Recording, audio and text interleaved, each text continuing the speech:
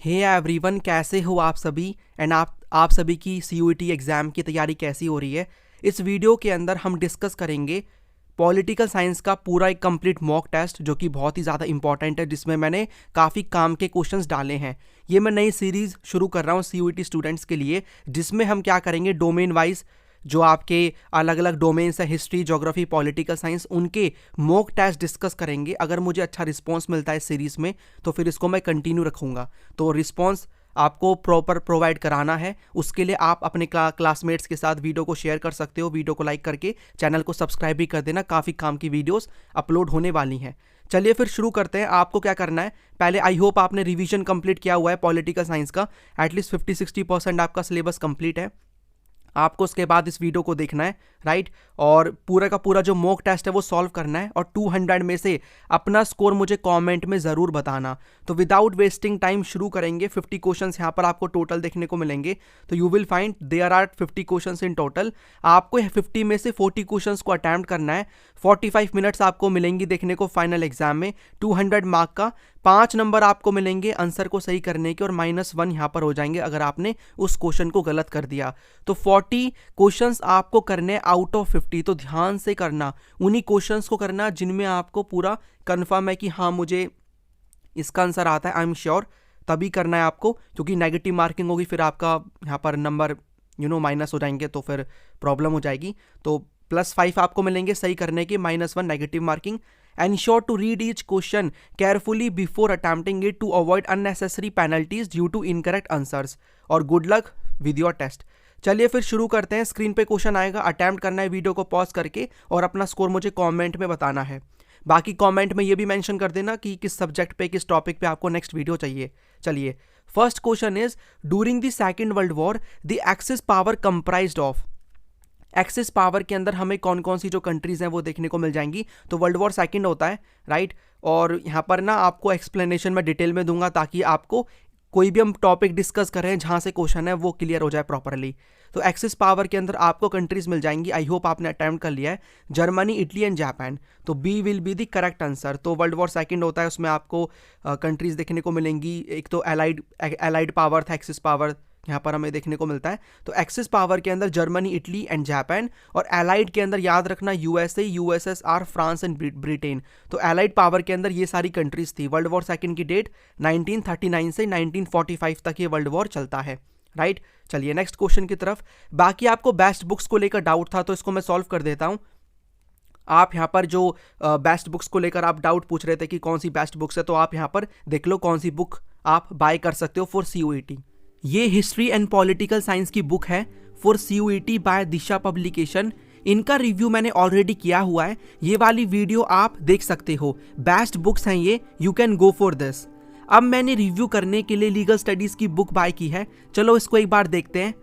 ये है legal studies की बुक।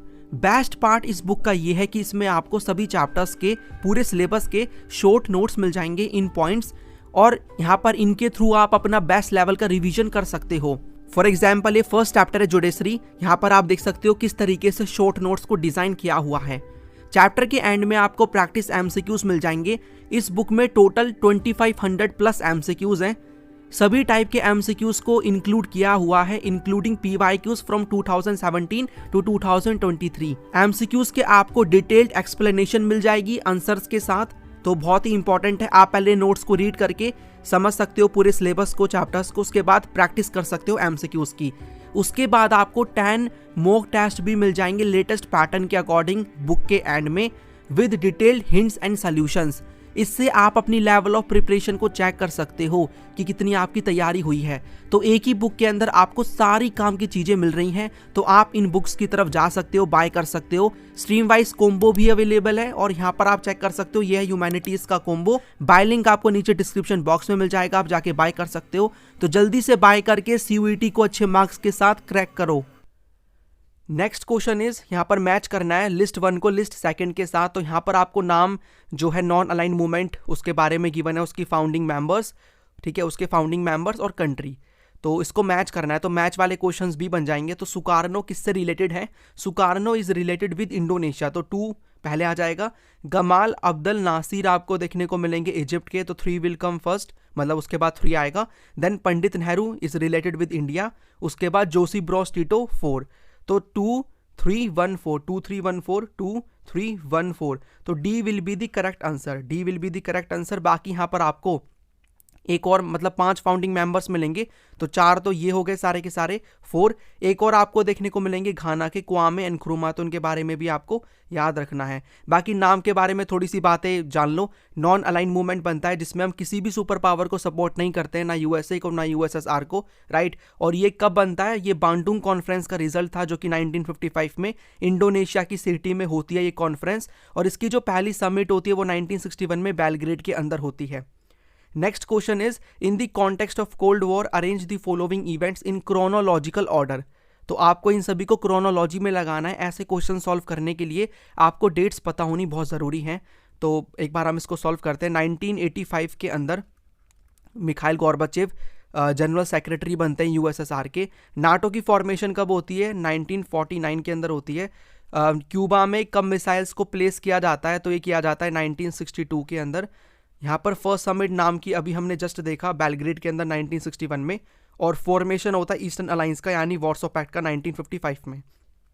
अब आपको इसको अरेंज कर देना है, तो B will come first, then उसके बाद आप ई को देखोगे, ठीक है, बी यानी this one, then E, then this and then this, तो यानी डी सी और ए। तो आप इसमें जो देखते हो आंसर विल बी BEDCA, ये वाला सी हो जाएगा, ठीक है। तो यहाँ पर आप देखो C will be the correct answer, तो यहाँ पर आपको BEDCA, दिस इज यहाँ पर टाइपिंग एरर है, ये सी होगा, ठीक है। तो यहाँ पर आप नाटो को पहले देख लोगे, उसके बाद ये मैंने सारी की सारी जो भी डेट्स हैं उनको यहाँ पर लिखा हुआ है। ओके, नेक्स्ट क्वेश्चन की तरफ चलते हैं। हाँ, यहाँ पर आपको अरेंज करना है अगेन, तो ये फिर से डेट वाला क्वेश्चन है, तो ऐसे क्वेश्चंस के लिए मैं ये बोलूँगा डेट्स पता होनी बहुत ज़रूरी है। और जिसको लग रहा है ये बहुत ही ईजी क्वेश्चंस है ना, सीयूईटी में ऐसे क्वेश्चंस ही आप देखोगे, इसमें मैंने PYQs को भी इंक्लूड किया है। अगर आपने अच्छे से चीज़ों को पढ़ा है तो आराम से आप ऐसे क्वेश्चंस को सॉल्व कर सकते हो। क्रोनोलॉजी में आपको लगाना है, तो सोवियत इन्वेजन कब होता है अफगानिस्तान का, 1979 के अंदर। एंड कब होता है, 1991 में डिसइंटीग्रेशन होता है यूएसएसआर का। 1917 में सोशलिस्ट रेवोल्यूशन होता है, और Russian parliament declares it's independence from the Soviet union, ये कब हो रहा है, ये हो रहा है 1990 के अंदर। तो इसको अरेंज कर देते हैं, यू विल फाइंड सी, उसके बाद ए, देन डी एंड देन यहाँ पर बी, CADB, तो CADB आपको मिल जाएगा, CADB यानी C will be the correct answer. एक बार देख लेते हैं, CADB यानी C will be the correct answer. बाकी यहाँ पर आप डेट्स को देख सकते हो, डेट्स को बिल्कुल अभी याद कर लो। After the collapse of USSR who was the first elected president of Russia, तो फर्स्ट इलेक्टेड प्रेसिडेंट कौन बनते हैं रशिया के, that was Boris Yeltsin. Boris Yeltsin ही तो बनते हैं। हमने सारी चीज़ें देखो, जिसने मेरी वन शॉट वीडियोस को नहीं देखा, हाँ डिलीटेड चैप्टर्स नहीं है उनमें, कोल्ड वॉर वाला मैंने अपलोड किया था, बाकी मैं और भी कर दूंगा, राइट। तो जितने भी चैप्टर्स मेरे अपलोड है आप जाके एक बार उनको देख लो, उतना आपके लिए इनफ रहेगा। अगर आप उन वीडियोस को देख लोगे, एक बार रिवीजन कर लोगे, तो आराम से आपके सारे क्वेश्चंस बन जाएंगे। तो हिस्ट्री की वीडियो अपलोड है, पॉलिटिकल साइंस की है, ज्योग्राफी की भी है, तो आप आराम से देख सकते हो। इसमें आप बोरिस येल्टसिन को देखोगे, ये फर्स्ट इलेक्टेड प्रेसिडेंट बनते हैं रशिया के। तो Boris Yeltsin emerge as national hero and declared disintegration of USSR officially. He is blamed for hardship suffered by Russians in their transition from communism to capitalism. यानी जब shock therapy होती है तो उसमें जो भी प्रॉब्लम्स सामने आती है तो इन्हीं को ब्लेम किया जाता है उसके लिए। Next question is question number 6, which of the following about hegemony is correct, incorrect. तो इनकरेक्ट आपको बताना है हेजिमनी से रिलेटेड। तो एक बार आप वीडियो को पॉज करके अटेम्प्ट कर लो। अब मैं सीधा इसका आंसर बता रहा हूँ। देखो, सबको एक बार बारी बारी पढ़ते हैं। The word implies the leadership of और प्रीडोमिनेंस ऑफ वन स्टेट, ये तो है ही कि हर किसी मतलब इस वर्ड के अंदर किसी एक कंट्री की लीडरशिप या फिर हम कह सकते हैं डोमिनेंस होता है। It was use to denote the predominance of Athens in ancient Greece, ये भी सही है। The country has a hegemonic position will possess unchallenged military power, ये भी सही है। यानी जिसकी यहाँ पर हमें ऐसी कंट्री जिसके पास काफ़ी ज़्यादा पावरफुल वो कंट्री है, हेजिमनी उसकी है, तो उसके पास अच्छी खासी अनचैलेंज्ड मिलिट्री पावर होती है। हेजिमनिक पोजीशन इज फिक्स्ड, वन से हेजिमन ऑलवेज ए हेजिमन नहीं, हेजिमनिक जो पावर है वो फिक्स नहीं होती, यानी कि D will be the correct answer, ये फिक्स नहीं होती है। तो You can see here D will be the answer. This statement is incorrect because hegemonic positions can change over time due to shifts in power dynamics and international relations. A country that was once a hegemon may lose its dominant position while another country could rise to become a new hegemon. तो यहाँ पर आप देखोगे D will be the correct answer. ठीक है, next question की तरफ चलते हैं. नेक्स्ट क्वेश्चन यहाँ पर आपको मैच करना है. तो ये ऑपरेशंस गिवन है और ये कब किस ईयर में ये लॉन्च किए जाते हैं, इनका एम क्या होता है वो गिवन है. तो ये बहुत ही इंपॉर्टेंट है. 4 मेन इंपॉर्टेंट ऑपरेशंस हैं जो कि चैप्टर 3 से रिलेटेड है, हेजिमनी वाले चैप्टर से. You should know this. Operation infinite reach किससे रिलेटेड है, तो आपको पता होना चाहिए. ऑपरेशन इनफाइनाइट जो रीच है ये रिलेटेड है विद दिस कि जो यहाँ पर क्रूज मिसाइल स्ट्राइक्स होती हैं on al Qaeda terrorist targets in Sudan and Afghanistan. तो सेकंड हो जाएगा. ऑपरेशन जो डेजर्ट स्टॉर्म है, ऑपरेशन जो डेजर्ट स्टॉर्म है ये फर्स्ट गल्फ वॉर से रिलेटेड है. तो 3. दैन यहाँ पर एंड्योरिंग फ्रीडम जब 9/11 का अटैक होता है फर्स्ट. और उसके बाद ऑपरेशन इराकी फ्रीडम जो कि 4 होगा, 2003 में ये लॉन्च किया जाता है 4. तो यहाँ पर आप देखोगे 2314 2314 2314 यानी कि C will be the correct answer 2314 यहाँ पर. तो इन सभी के सभी ऑपरेशंस को लर्न कर लो कौन सा किससे रिलेटेड है. ऑपरेशन एंड्योरिंग फ्रीडम इससे रिलेटेड है. इसको ना ऐसे 9/11 अटैक करके भी पूछ सकते हैं, तो पता होना चाहिए आपको उसके बारे में. नेक्स्ट क्वेश्चन इस आसियान कब स्टैब्लिश होता है. बहुत ईजी क्वेश्चन है, बाकी मैंने और भी एक्सप्लेनेशन प्रोवाइड कराई है. आसियान से रिलेटेड जो भी क्वेश्चंस बन सकते हैं वो यहाँ पर मैंने प्रोवाइड कराए हैं. तो 1967 में इसकी फॉर्मेशन होती है. बाकी इसके बारे में कुछ फैक्ट्स हैं जो कि आप जान सकते हो. Association of south east Asian nation इसकी फुल फॉर्म है.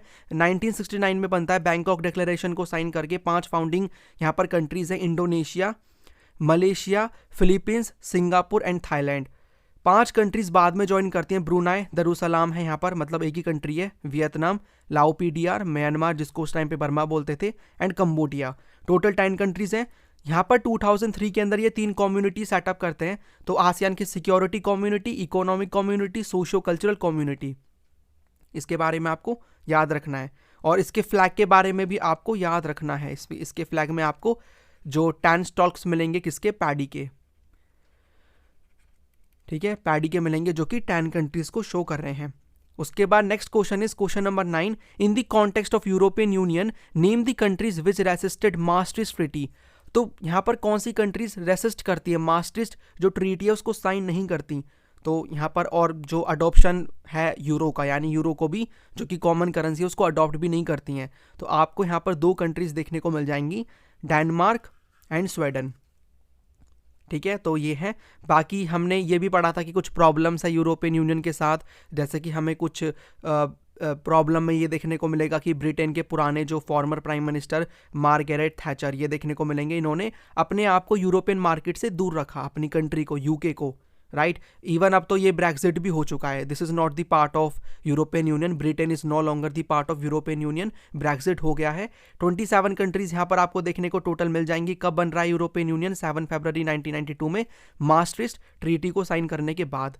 फिर से डेट वाला क्वेश्चन आ गया, तो यहाँ पर आपको डेट्स पता होनी ज़रूरी हैं. काउंसिल ऑफ यूरोप की फॉर्मेशन कब होती है, ये 1949 के अंदर होती है. ये organisation for European economic cooperation 1948 के अंदर बनता है. यूरोपियन यूनियन तो आपको पता ही, अभी हमने देखा जस्ट 1992 में, और यूरोपियन इकोनॉमिक कम्युनिटी 1957 के अंदर. तो BADC, BADC, A will be the correct answer, BADC. तो यहाँ पर आप सभी के सभी डेट्स को चेक कर सकते हो. नेक्स्ट क्वेश्चन, सार्क कब बनता है, साउथ एशियन, ठीक है, association for regional cooperation, SAARC. तो ये 1985 के अंदर बनता है, ये आपको याद रखना है, 1985 के अंदर. और ये ढाका डिक्लेरेशन साइन होता है 2004 में. सैफ्टा लेकर आते हैं, सैफ्टा को साइन करते हैं, south Asian free trade agreement. ठीक है, तो let me right over here, south Asian free trade agreement. तो फ्री ट्रेड अग्रीमेंट ये सैफ्टा है, जो कि सैफ्टा यहाँ पर कब आ रहा है सामने, south Asian free trade agreement 2004 में. ये फोर्स में कब आता है, 2006 के अंदर. ये आपको कुछ बातें याद रखनी है. फिर से यहाँ पर आपको मैच करना है इनको. तो इंटरनेशनल एटॉमिक एनर्जी एजेंसी आपको मिलेगी देखने को, तो एक बार आप इसको कर सकते हो. देखो किससे रिलेटेड है, इससे रिलेटेड होगी ना ये, safety and peaceful use of nuclear energy, तो 4. उसके बाद जनरल असेंबली आती है United nation general assembly debate and discuss global issues, यानी फर्स्ट विल कम, तो इसको हम इसके साथ मैच कर देंगे। WHO गुड हेल्थ से रिलेटेड 3, और उसके बाद जो बचेगा secretariat administration and coordination of UN affairs, तो उसके बाद 2। ठीक है, तो 4132 4132, तो A will be the answer 4132। बाकी और भी कुछ इंटरनेशनल ऑर्गेनाइजेशंस है जिनके बारे में आपको पता होना चाहिए, जैसे कि IMF किससे डील करता है, लोन्स वगैरह प्रोवाइड कराता है। एमनेस्टी इंटरनेशनल और ह्यूमन राइट्स वॉच, ये दोनों किससे डील करते हैं, ह्यूमन राइट्स से रिलेटेड हैं, ये उससे डील करते हैं। Next question, UN secretary generals को लेकर हमारी बुक में पूरा एक चार्ट, पूरा बॉक्स गिवन है, आपको उसके बारे में पता होना चाहिए कि कौन कौन से स्टार्टिंग से लेकर अभी तक UN सेक्रेटरी जनरल्स आए हैं इंडिया वर्ल्ड में पूरे UN के अंदर। तो सभी के नाम यहाँ पर किसी के भी वो दे सकते हैं, रैंडमली 3-4 उठा करके दे देंगे कि क्रोनोलॉजी में आप इनको अरेंज करो, राइट। तो क्रोनोलॉजी में अरेंज करना आपको आना चाहिए, तो पूरा यहाँ पर मैंने प्रोवाइड कराया है, बाकी आप इसको पहले सॉल्व करो। इसको आप सॉल्व करोगे तो यू विल फाइंड आंसर हो जाएगा हमारा ए, ठीक है, क्योंकि एक्सप्लेनेशन आप देखो ये आपको सारे के सारे सीरीज में लर्न करने हैं।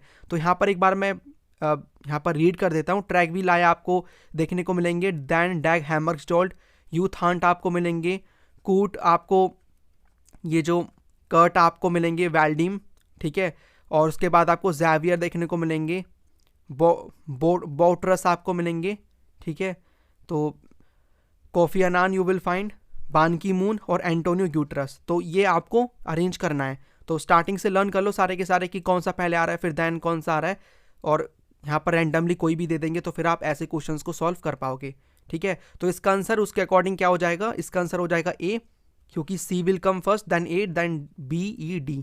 एक बार आप इसके अकॉर्डिंग चेक कर सकते हो इज इट राइट और नॉट।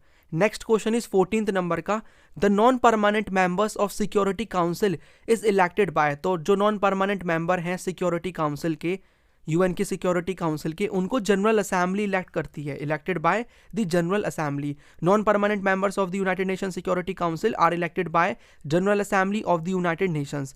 अब UNSC के बारे में जान लो, 5 परमानेंट मेंबर यहाँ पर आपको मिल जाएंगे, 10 नॉन परमानेंट मेंबर, टोटल 15 हो गए। वीटो पावर होती है परमानेंट मेंबर्स के पास, और परमानेंट मेंबर कौन कौन से हैं, US है, रशिया है, फ्रांस है, ब्रिटेन है और चाइना है। ये आपको इतनी बातें पता होनी चाहिए। Next question, how many state signed the United Nation charter in 1945। तो कितनी कंट्रीज ने यहाँ पर साइन किया, 51 कंट्रीज यहाँ पर मिलती हैं और साइन करती हैं यूनाइटेड नेशन का चार्टर। बाकी UN के बारे में कुछ बातें आपको पता होनी चाहिए कि 1920 में लीग ऑफ नेशन था, जो कि अनसक्सेसफुल था वर्ल्ड वॉर सेकेंड को रोकने में। फिर उसके बाद यहाँ पर हम कह सकते हैं कि ये बेसिकली फॉर्मेशन होती है यूनाइटेड नेशन की। इसका चार्टर 51 कंट्रीज मिलकर साइन करती हैं 26 जून 1945 में। UN को फाउंड किया जाता है 24 अक्टूबर 1945 में, और इंडिया इसको ज्वाइन करता है 30 अक्टूबर 1945 के अंदर। देखो UN को फाउंड किया जा रहा है 24 अक्टूबर 1945 में, इसीलिए एवरी ईयर 24 अक्टूबर को UN डे भी सेलिब्रेट किया जाता है। इसके बारे में आपको याद रखना है, ऐसे क्वेश्चन भी बन सकता है। 16th नंबर का क्वेश्चन है, the global think tank the Club of Rome published which book on the potential depletion of earth resource. तो कौन सी बुक इन्होंने पब्लिश करी, ये आपको देखने को मिलेगी, लिमिट्स टू ग्रोथ, ठीक है। तो जो क्लब ऑफ रोम एक आपको इंस्टीट्यूशन देखने को मिल जाएगा, राइट। इन्होंने बेसिकली एक बुक पब्लिश करी थी जो कि किससे रिलेटेड है, potential depletion of earth resource. तो ये है लिमिट्स टू ग्रोथ, तो limits to growth will be the answer. बाकी 1987 के अंदर एक ब्रंटलैंड रिपोर्ट भी आती है, इसका टॉपिक था, इसका टाइटल था आर कॉमन फ्यूचर। इसके बारे में भी आपको पता होना चाहिए। 1992 में रियो समिट, इसको अर्थ समिट भी कहते हैं, ये सामने आती है। ये एजेंडा 21 अडॉप्ट करते हैं, इसके बारे में पता होना चाहिए। बाकी कुछ और भी प्रोटोकॉल्स वगैरह हैं। 1987 का मॉन्ट्रियल प्रोटोकॉल है, ठीक है, जो कि ओजोन लेयर से रिलेटेड बातें करता है। 1997 में क्योटो प्रोटोकॉल, जो कि ग्रीन हाउस गैसेस के बारे में बात करता है कि हमें कैसे ग्लोबल वार्मिंग को रोकना है, ठीक है। तो ये बातें हैं कुछ, ये कुछ डेट्स वगैरह हैं जो कि आपको लर्न करनी है। उसके बाद which of the following statements about globalisation is incorrect. तो नेक्स्ट क्वेश्चन आ गया, ग्लोबलाइजेशन के बारे में गलत बात आपको बतानी है, कौन सी है, इनकरेक्ट है। तो एक बार सारी की सारी आप रीड करके देखो क्या इसका इम्पैक्ट हमें यूनिफॉर्म देखने को मिलेगा सभी की सभी कंट्रीज के ऊपर, नहीं होगा ना, यूनिफॉर्म थोड़ी होगा। किसी कंट्री पे पॉजिटिव हो सकता है, कुछ कंट्रीज पे नेगेटिव हो सकता है, लेवल भी डिपेंड करता है कितने लेवल का हो सकता है। तो C will be the correct answer. Okay तो एक्सप्लेनेशन यहाँ पर हम देख सकते हैं कि globalisation does not have a uniform impact on all countries, its effect vary depending on factors such as countries level of economic development, political stability, cultural values and policies. तो C will be दी यहाँ पर answer, क्योंकि incorrect यही है। 18th number का question है globalisation के बारे में कौन सी स्टेटमेंट करेक्ट है? स्टेटमेंट करेक्ट है तो ग्लोबलाइजेशन ये is only about the movement of commodities, खाली कोमोडिटीज के बारे में थोड़ी ना डील करता है। Does not involve a conflict of values, services are an insignificant part of globalisation, मतलब इनसिग्निफिकेंट पार्ट बल्कि सिग्निफिकेंट पार्ट है, और इसमें क्या कॉन्फ्लिक्ट वगैरह नहीं होते हैं। Does not involve a conflict of values, conflicts होते हैं। Globalisation is about world wide interconnectedness, ये बात सच है, करेक्ट है, तो D will be the correct answer. Okay तो D will be the correct answer. Next question is deterrence refers to, deterrence बताना है आपको। तो डेटरेंस क्या होता है? डेटरेंस हमने पढ़ा हुआ है ना कि जो हमारा ट्रेडिशनल सिक्योरिटी होती है, राइट, उसको लेकर हमने देखा था कि एक्सटर्नल वाली जिसमें कुछ हमें कंपोनेंट्स देखने को मिलते हैं, तो उसमें से एक था कि डेटरेंस, यानी कि वॉर को प्रिवेंट करना, हमें वॉर को प्रिवेंट करना है। तो हमने और भी बाकी पढ़े थे ना, हमने डिफेंस के बारे में बात करी थी, इसका मतलब होता है बेसिकली वॉर को लिमिट करना है फिर एंड कर देना, सरेंडर, हार मान लेना। बैलेंस ऑफ पावर भी हमने देखा था कि बैलेंस ऑफ पावर हमें मेंटेन करके रखनी है, अपनी कंट्री को इतना स्ट्रांग बनाओ कि अगला बंदा हमारे ऊपर अटैक करने से पहले कई बार सोचे। अलायंस बिल्डिंग, यानी अलायंसेज आपको बनाने हैं, ग्रुप्स बनाने हैं, जैसे कि कोल्ड वॉर के टाइम पे हुआ था, NATO versus Warsaw Pact. 20th number का क्वेश्चन है dash refers to political violence that target civilian deliberately and indiscriminately. तो यहाँ पर टारगेट किया जाता है किसको? लोगों को। तो ये आपको देखने को मिल जाएगा, दिस इज टेररिज्म। ठीक है, A will be the correct answer, terrorism. The classic cases of terrorism involve hijacking planes और planting bombs in train, cafes, markets and other crowded places. तो एग्जाम्पल के लिए इंडिया में 26/11 का अटैक, राइट, यूएस के अंदर 9/11 का attack, these are the examples of terrorism. Next question is 21 number का, consider the following statements regarding the components of India security strategies. तो इंडिया की सिक्योरिटी स्ट्रैटेजी के आपको कंपोनेंट्स बताने हैं। बाकी आपको इसकी पीडीएफ ना मेरे टेलीग्राम ग्रुप पे मिल जाएगी, जिसको आप जाके ज्वाइन कर सकते हो। और अगर आपको सीयूईटी के बेस्ट नोट्स बाय करने हैं पॉलिटिकल साइंस के, आपको डिस्क्रिप्शन बॉक्स में कोर्स का लिंक मिल जाएगा, आप वहाँ से बाय कर सकते हो। बहुत ही कम प्राइस में बेस्ट नोट्स अवेलेबल हैं, आपको बस वीडियोस को देख के टॉपिक्स को समझना है और उन नोट्स को रीड करना है। ठीक है, चलिए, तो यहाँ पर आप देख सकते हो कि इंडिया की सिक्योरिटी स्ट्रैटेजी के आपको कंपोनेंट्स बताने हैं। तो आपको सारे के सारे कंपोनेंट्स मिल जाएंगे कि हमें मिलिट्री कैपेबिलिटीज़ को बढ़ाना है, international norms and international institutions को स्ट्रेंथन करना है, meeting security challenges with in the country. तो आंसर यहाँ पर हो जाएगा डी। बाकी हमें एक और देखने को मिल जाएगा जो कि है इकोनॉमिक डेवलपमेंट। तो 4 हमें मेन ब्रॉड कंपोनेंट्स मिलते हैं, जिनमें से ये 3 तो हैं ऊपर वाले, प्लस में एक और याद रखना, इकोनॉमिक डेवलपमेंट। नेक्स्ट क्वेश्चन यहाँ पर आपको क्या करना है, कौन सा पेयर करेक्टली मैच है वो बताना है। तो बायोलॉजिकल वेपन कन्वेंशन 1972, 1992 का केमिकल वेपन कन्वेंशन, और उसके बाद न्यूक्लियर नॉन प्रोलिफरेशन ट्रीटी 1968। तो सारे के सारे करेक्टली मैच है, D will be the correct answer. यहाँ पर आप देख सकते हो, एक बार कुछ इनके बारे में बातें जान लो। Biological weapons convention, more than 155 states इसको यहाँ पर क्या करते हैं, साइन करते हैं, रेक्टिफाई करते हैं। और CWC chemical weapons convention 181 states, और NPT कब आती है? 1968 में आती है। एक और ट्रीटी है एंटी बैलिस्टिक मिसाइल ट्रीटी 1972 की, इसके बारे में भी आपको आइडिया रखना है। नेक्स्ट क्वेश्चन नंबर 23 नंबर का, who was known as Frontier Gandhi. तो खान अब्दुल गफ्फार खान को बोलते थे Frontier Gandhi because he was inspired by the ideals of Mahatma Gandhi.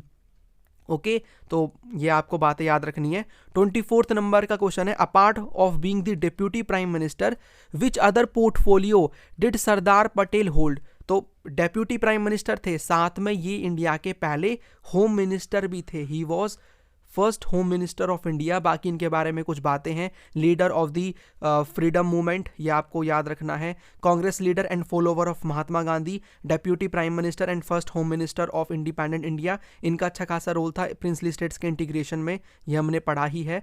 और member of the important committees of the constituent assembly on fundamental rights. तो हमारी कॉन्स्टिट्यूशन की जो कमेटी थी फंडामेंटल राइट्स के ऊपर, माइनॉरिटीज़ के ऊपर और प्रोविंशियल कॉन्स्टिट्यूशन के ऊपर, उसके ये क्या थे, बेसिकली इंपॉर्टेंट हम कह सकते हैं, मतलब मेंबर थे, लीडर थे। ओके, तो ये सरदार पटेल से रिलेटेड बातें आपको पता होनी चाहिए। Next question, the cities that were divided into communal zones during the partition violence were, तो कौन सी सिटीज़ कम्युनल जोन्स में डिवाइडेड हो जाती है जहाँ पर काफ़ी वॉयलेंस होती है, तो ये आपको लाहौर, अमृतसर एंड कलकत्ता देखने को मिल जाएंगी cities. A will be the correct answer. यहाँ पर मास किलिंग्स होती हैं। ओके, यहाँ पर आपको मैच करना है, कुछ लीडर्स के बारे में गिवन है और वो कौन सी पॉलिटिकल पार्टी से रिलेटेड है वो आपको पता होना चाहिए। तो फिर एक बार मैच करते हैं। कम्युनिस्ट पार्टी, ठीक है, आपको देखने को मिलेगी कम्युनिस्ट पार्टी ऑफ इंडिया, ऐसे डांगे आपको मिलेंगे। कांग्रेस की सोशलिस्ट पार्टी से रिलेटेड आपको अशोक मेहता मिल जाएंगे, तो इसको हम 3 करके लगा सकते हैं, फिर 4 लगा सकते हैं। और उसके बाद इंडिपेंडेंट लेबर पार्टी है, तो आपको पता ही होगा BR अम्बेडकर से रिलेटेड। और फिर बचा कौन सा, 1, तो Indian national Congress, Rafi Ahmad Kidwai. 3 4 2 1 3 4 2 1 3 4 2 1 answer हो जाएगा ए, राइट। नेक्स्ट क्वेश्चन 27 नंबर का एजर्शन रीजन वाले क्वेश्चंस भी एग्जाम में पूछे जाएंगे, जिसमें आपको क्या करना है, पहले तो ये पता लगाना है पहले स्टेप में आपका, इनको सॉल्व करने के लिए जो पहला स्टेप होगा वो ये देखना होगा कि एजर्शन रीजन करेक्ट है या फिर नहीं है। दोनों को चेक करो, सही है तो आपके ये दोनों एलिमिनेट हो जाएंगे। फिर इन दोनों में कनेक्शन फाइंड आउट करना है, ये देखना है कि क्या रीजन करेक्टली एजर्शन को एक्सप्लेन कर रहा है या नहीं कर रहा, राइट। तो एजर्शन क्या कहता है, in the early years there was a lot of mutual respect between the leaders of the Congress and those of the opposition, यानी स्टार्टिंग के कुछ ईयर्स में अच्छी खासी रिस्पेक्ट थी कांग्रेस के लीडर्स में और जो ओपोजिशन पार्टी के लीडर्स हैं उनमें। दूसरा यहाँ पर रीजन क्या बोला जा रहा है, Jawaharlal Nehru often refer to his fondness for the socialist party and invited socialist leaders like Jayaprakash Narayan to join his government. उन्होंने बेसिकली सोशलिस्ट पार्टी के एक लीडर को, जयप्रकाश नारायण को, अपनी गवर्नमेंट में इनवाइट किया कि आके हमारी गवर्नमेंट को ज्वाइन कर लो। तो सही है, ए एंड आर दोनों सही हैं और R is the correct explanation of A. यहाँ पर आप देख भी सकते हो कि फर्स्ट जनरल इलेक्शन में हमें कुछ ओपोजिशन लीडर्स भी मिल जाते हैं, ठीक है, क्योंकि अच्छी खासी रिस्पेक्ट थी ओपोजिशन लीडर्स में और रूलिंग पार्टी के लीडर्स में, राइट। तो first general election included opposition leaders like doctor BR Ambedkar, Shyama Prasad Mukherjee in the cabinet. Jawaharlal Nehru refer to his fondness for the socialist party and invited socialist leaders like Jayaprakash Narayan to join his government. तो A will be the correct answer. उसके बाद next question is the Congress dominance in the first 3 general elections was not due to. तो यहाँ पर कुछ reasons given है कि किन वजह से कांग्रेस की डोमिनेंस नहीं थी।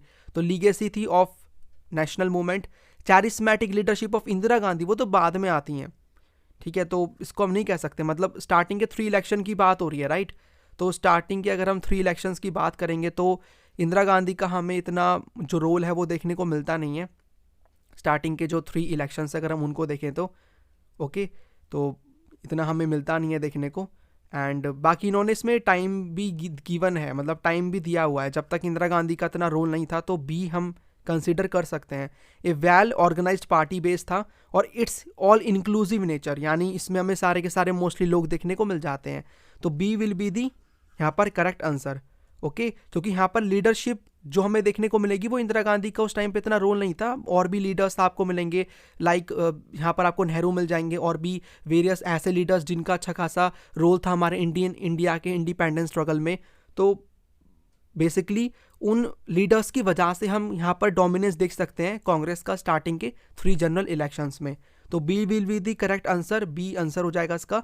तो यहाँ पर हम और भी रीजंस देख सकते हैं जिनकी वजह से कांग्रेस का डोमिनेंस रहता है, जैसे कि सोशल एंड आइडियोलॉजिकल कोलिशन था ये, यानी सारे यहाँ पर आपको कैटेगरी के लोग मिल जाएंगे, और जो भी ये फैक्शंस थे ना, इनका अच्छा खासा इनको प्रॉपर तरीके से मैनेज किया जा रहा था और टॉलरेट किया जा रहा था। तो ये 2 रीजंस भी है जिनकी वजह से कांग्रेस का डोमिनेंस रहता है।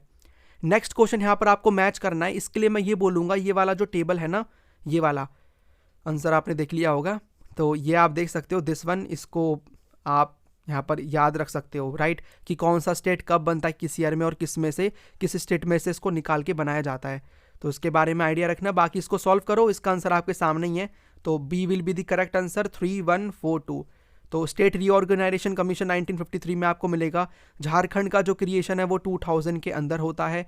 स्टेटहुड मिलता है इसको नागालैंड को, ये 1963 में मिलता है। और तेलंगाना का क्रिएशन होता है 2014 के अंदर। ओके, नेक्स्ट क्वेश्चन इज, ये अभी के अभी वीडियो को पॉज करके लर्न कर लो, क्योंकि जो भी क्वेश्चन आएंगे इससे रिलेटेड, स्टेट्स की फॉर्मेशन से रिलेटेड, आप सॉल्व कर पाओ। Next question, the government of India replace the planning commission with a new institution named the NITI Aayog. Okay, यानी इसको रिप्लेस किया जाता है प्लानिंग कमीशन को नीति आयोग से। ये कब आता है, नीति आयोग कब फॉर्म हो रहा है? तो ये फॉर्म होता है 1 जनवरी 2015 के अंदर। तो 1 जनवरी 2015, यहाँ पर आप देख सकते हो मार्च 1950 में प्लानिंग कमीशन सामने आता है। पीएम, यहाँ पर हमें इसके चेयरमैन देखने को मिलते हैं, जो कि पहले नेहरू बनते हैं, फर्स्ट प्राइम मिनिस्टर इंडिया के इसके चेयरमैन बनते हैं, और इसका काम था एडवाइजरी रोल। लेकिन उसके बाद इसको रिप्लेस कर दिया जाता है किससे, नीति आयोग से। कब? 1 जनवरी 2015 में। और इसके आपको जो वाइस चेयरमैन मिलेंगे अभी के टाइम के करंट, वो श्री सुमन बैरी मिलेंगे देखने को। नेक्स्ट क्वेश्चन, आपको स्टेटमेंट्स को देखना है और पता लगाना है। स्टेटमेंट 1 क्या कहती है? In the first 5 year plan of India one of the basic aim of the planners was to raise the level of national income. Okay, it could be possible if the people save more money than they spend. Yes, ये सही है। हमारा जो पहला 5 year plan था उसका basic M था कि हमें लोगों की जो इनकम है ना उसको रेज करना है, नेशनल इनकम को रेज करना है। और वो कब बढ़ेगी? जब लोग ज़्यादा क्या करेंगे, मनी को सेव करेंगे, और रादर दैन दे स्पेंड। और सेव करने के लिए भी मनी ज़्यादा होनी ज़रूरी है, यानी हमें उनकी नेशनल इनकम को इंक्रीज करना है। ठीक है, पूरी कंट्री की नेशनल इनकम को इंक्रीज करना है। तो both statements 1 and statement 2 are true. तो A will be the correct answer. बाकी फर्स्ट 5 ईयर प्लान को के.एन. राज ड्राफ्ट करते हैं, एग्रीकल्चर इसका फोकस था। सेकंड को ड्राफ्ट करते हैं पीसी महालनोबिस, और इसका फोकस था इंडस्ट्रियल डेवलपमेंट। और डेट्स आप मुझे कमेंट में बताओगे। Next is the Shimla agreement was signed between Indira Gandhi and Zulfikar Ali Bhutto on. तो या आपको याद रखना है, शिमला अग्रीमेंट साइन होता है, कब होता है ये बेसिकली आपको 3 जुलाई 1972 में देखने को मिलेगा बिटवीन इंदिरा गांधी एंड जुल्फिकर अली भुट्टो, जिसमें फॉर्मली 1971 का जो इंडो पाकिस्तान वॉर था वो एंड हो जाता है। एक और आपको 2 और मिल जाएंगे बेसिकली अग्रीमेंट। एक तो पंचशील अग्रीमेंट है, इसकी डेट आपको लर्न करनी है 29 अप्रैल 1954। और तशकेंत अग्रीमेंट जिसको साइन करते हैं, किस किस के बीच में साइन होता है? पाकिस्तान की तरफ से थे अयूब खान और लाल बहादुर शास्त्री, वहां पर ही फिर इनकी डेथ हो जाती है। जनवरी 1966 के अंदर तशकेंत अग्रीमेंट साइन किया जाता है। Next question is choose the incorrect statement with reference to Indo China war 1962। तो 1962 का जो वॉर होता है इंडिया चाइना का, उससे रिलेटेड आपको गलत स्टेटमेंट बतानी है। तो जब आप रीड करोगे ना, आपको पहली स्टेटमेंट ही गलत मिल जाएगी, क्योंकि चाइना क्लेम करता है अस्काई चीन इन लद्दाख, ये तो सही है, लेकिन सिक्किम को थोड़ी ना करता है, ये नेफा वाले रीजन को करता है ना, जो कि आज का अरुणाचल प्रदेश है। तो A will be the correct answer, यानी इसके अकॉर्डिंग इनकरेक्ट स्टेटमेंट है ये। बाकी आप इनको चेक करोगे तो ये आपको सही मिल जाएंगी देखने को। तो एक बार आप इसको रीड कर सकते हो कि बाकी जो स्टेटमेंट्स हैं वो सही क्यों हैं। ठीक है, तो इसके बारे में आपको पता होना चाहिए कि 1962 में इंडो चाइना वॉर होता है, इसके बारे में आपको आइडिया होना चाहिए। चाइना क्लेम करता है स्काई चीन इन लद्दाख एंड नेफा को। और डिफेंस मिनिस्टर उस टाइम के थे वी कृष्णा मेनन, फिर ये रिज़ाइन भी कर देते हैं। इसका इम्पैक्ट ये था कि 1964 में सीपीआई जो पॉलिटिकल पार्टी थी उसमें स्प्लिट हो जाता है। सीपीआई के से एक पॉलिटिकल पार्टी और निकलेगी, एक ग्रुप बाहर आ जाएगा, सीपीआई-एम बना लेता है, CPI communist party of India Marxist. Next question is question 34, which of the following statements about the grand alliance of 1971 is correct. तो आपको ग्रैंड अलायंस के बारे में बताना है कौन सी स्टेटमेंट सही है। तो इसको फॉर्म किया जाता है, ये देखो पहला ही आप देख सकते हो, फॉर्म किया जाता है नॉन कम्युनिस्ट और नॉन कांग्रेस पार्टीज के द्वारा, यही सही है। बाकी इनका कोई clear political programme, ideological programme नहीं था, ना ही ये सभी कांग्रेस पॉलिटिकल पार्टीज ने बनाया था। तो इसका आंसर हो जाएगा A will be the correct answer. यहाँ पर आप देख भी सकते हो 1971 के फिर इलेक्शन होते हैं, कांग्रेस आर और सीपीआई मिलकर 375 सीट्स लेकर आते हैं और ग्रैंड अलायंस फेलियर प्रूव होता है, लेस देन 40 सीट्स यहाँ पर मिलती हैं ग्रैंड अलायंस को, ये बात आपको याद रखनी है। Next question is which general elections of Lok Sabha has been described as political earthquake. तो ये तो पता ही है आपको, 1967 के इलेक्शंस को पॉलिटिकल अर्थक्वेक बोला जाता है, क्योंकि यहाँ पर कांग्रेस को काफ़ी कम, पहले के मुकाबले काफ़ी कम सीट्स देखने को मिलती हैं। यहाँ पर आप देख सकते हो कि कई सारे जो कांग्रेस के लीडर्स थे अपनी खुद की कॉन्स्टिट्यूएंसीज में से हार जाते हैं, और कांग्रेस यहाँ पर टोटल मिला के 9 स्टेट में मेजॉरिटी में, मतलब बेसिकली पावर नहीं बना पाती, अपने आप को स्टैब्लिश नहीं कर पाती। तो 7 स्टेट्स थे, 2 स्टेट्स में डिफेक्शन की वजह से मेजॉरिटी यहाँ पर सरकार, मतलब बेसिकली सरकार फॉर्म नहीं होती है 9 स्टेट्स के अंदर। तो इसीलिए पॉलिटिकल अर्थक्वेक 1967 के इलेक्शंस को पॉलिटिकल ऑब्जर्वर्स के द्वारा बोला जाता है। Question number 36 is In 1967, various non-Congress parties came forward to to form a joint legislative party called the। तो 1967 के अंदर जो यहाँ पर नॉन कांग्रेस पार्टीज है वो मिलके एक जॉइंट लेजिस्लेटिव पार्टी बनाते हैं, इसको बोलते हैं संयुक्त विधायक दल। ठीक है, एसवीडी गवर्नमेंट्स पढ़ा तो था हमने एसवीडी गवर्नमेंट्स के बारे में, Samyukta Vidhayak Dal. Next question is 37, the Kesavananda Bharati case of 1973 deal with the. तो केशवानंद भारती जो केस है 1973 का, ये किससे डील करता है? ये डील करता है with the basic structure of the Indian constitution. ठीक है, याद रखना है। Next question is 38, which commission was appointed by the Janata party government to inquire into allegations of abuse of authority that happened during the emergency 25 जून 1975। तो ये Shah commission था जिसको appoint किया जाता है ये चेक करने के लिए कि आप ये देखो कि क्या रीज़न था एमरजेंसी लगाने के पीछे का और कौन कौन सी चीज़ें एमरजेंसी के टाइम पे होती हैं, राइट। तो शाह कमीशन के बारे में आपको याद रखना है। शाह कमीशन, जस्टिस आपको देखने को मिलेंगे शाह, जिनके नाम पे है ये जो बेसिकली शाह कमीशन है। तो Shah commission was a commission of inquiry appointed by the government of India in June in basically 1977 to inquire into all the excesses committed in the Indian emergency 1975 to 1977। It was headed by justice J C Shah, a former chief justice of India. तो J C Shah देखने को मिलेंगे, उन्हीं के name पे इस commission का नाम है। मैच करना है आपको लिस्ट यहाँ पर लिस्ट 1 को लिस्ट 2 के साथ। तो इसमें कुछ इवेंट्स गिवन है और यहाँ पर कुछ डेट्स गिवन है। तो गुजरात में जो स्टूडेंट्स का प्रोटेस्ट होता है ना, ये जनवरी में होता है, राइट। और जो यहाँ पर बिहार के अंदर होता है ये भी 1974 में ही होता है, लेकिन ये आपको मार्च में मिलेगा देखने को। तो पहले यहाँ पर हम क्या कर सकते हैं, रेलवे जो स्ट्राइक है वो मई में होती है, रेलवे स्ट्राइक जो है वो मई में होती है, जॉर्ज फर्नांडिस इसको लीड करते हैं। तो इसको हम बना सकते हैं, एक तो हो जाएगा 3, उसके बाद 1 हो जाएगा, फिर 2 हो जाएगा, और देन ये जो इलाहाबाद हाई कोर्ट की जजमेंट आती है 4 हो जाएगा। तो 3124 3124 3124 आप इसको देख सकते हो 3124। एक बार फिर से चेक करते हैं, गुजरात का तो हमें 3 में देखने को मिल जाएगा। उसके बाद जो रेलवे स्ट्राइक हो रही है वो मई में होती है 1, फिर इसका मार्च हो जाएगा, और देन ये 4 है 3124। तो इसमें ऑप्शंस में आई थिंक मिस्टेक है 3124। तो इसमें क्या लिखा हुआ है, इसमें 3 और 2 गिवन है, 3 के बाद 2 गिवन है। तो 3 के बाद 2 कैसे हो सकता है? मतलब ये इनका मानना है कि जो रेलवे स्ट्राइक है इसका जो है वो 2nd होगा, इसका 2nd यानी मार्च। नहीं, रेलवे स्ट्राइक तो मई में होती है। आई थिंक इसमें मिस्टेक है, फिर ऑप्शंस में मिस्टेक है। तो आप ये करेक्ट आंसर कर सकते हो 3124। यहाँ पर मैं लिख भी देता हूँ 3124। तो 3124 will be the correct answer, 3124।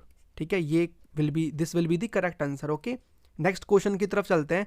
Question number 40, on the question of diversity कौन सी अप्रोच इंडिया ने अडॉप्ट करी है? तो हम अडॉप्ट करते हैं कौन सी कौन सी approach? Democratic approach. Democratic approach हमने अडॉप्ट करी है। हमें सारी चीज़ों को सॉल्व करना है किस तरीके से? डेमोक्रेटिक तरीके से, ठीक है, डेमोक्रेटिक मैनर में। तो democratic approach, India adopted a democratic approach to the question of diversity. Democracy allows the political expression of regional aspirations and does not look upon them as anti national.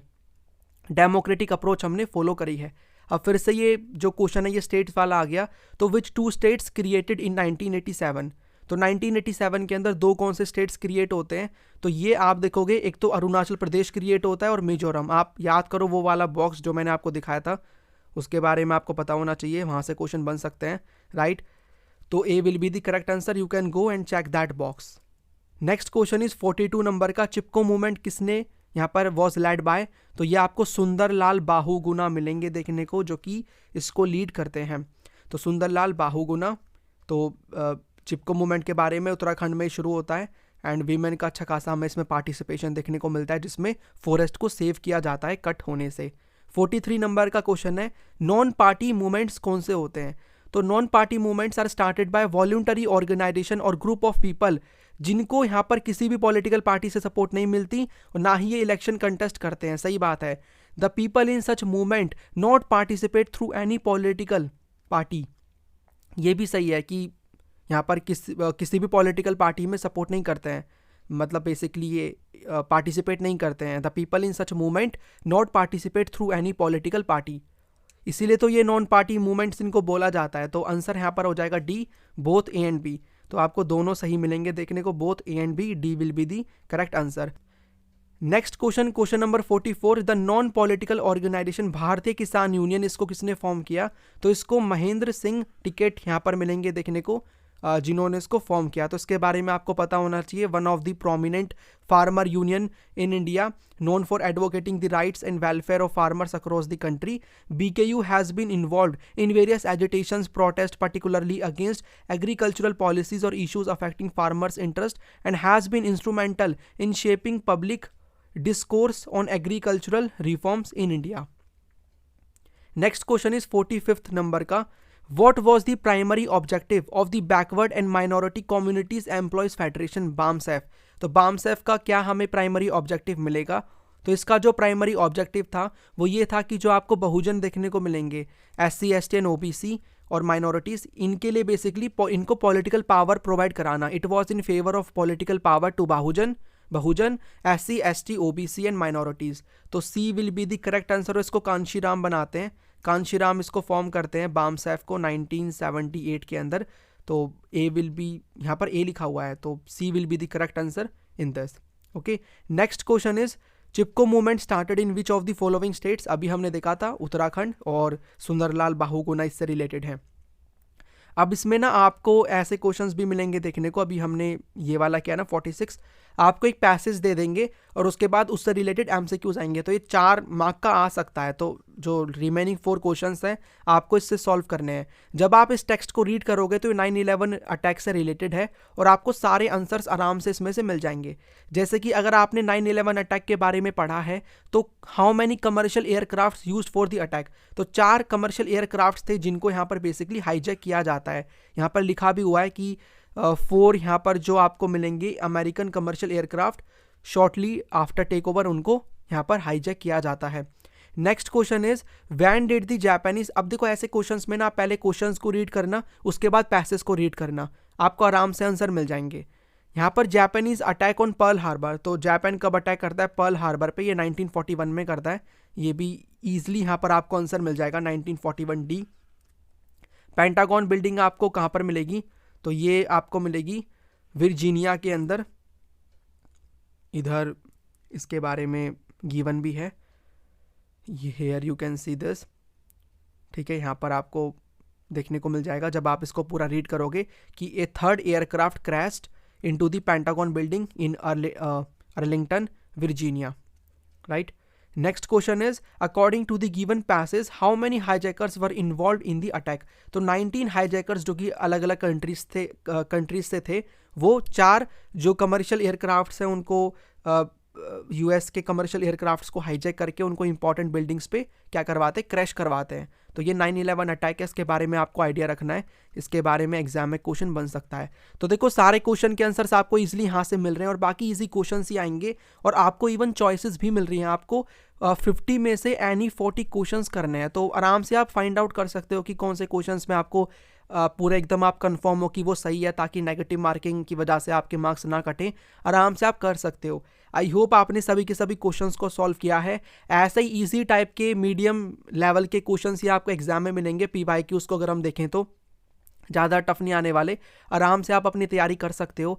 I hope आपने पूरा solve किया है इन सभी question को, mock test पूरा solve किया है। Comment में बताना मुझे आपका कितना स्कोर है 200 में से, और आप ऐसे मॉक टेस्ट चाहते हो कि मैं और अपलोड करूं कि नहीं, क्योंकि मुझे आपका सपोर्ट चाहिए सो दैट आपको इन वीडियोस का बेनिफिट मिले, तभी मैं अपलोड करूंगा। बाकी you can mention in the comment section कि आप और किन चीज़ों पे वीडियो चाहते हो, राइट। चलिए फिर मिलते हैं नेक्स्ट वीडियो के अंदर। Thanks for watching this video and as always God bless you all.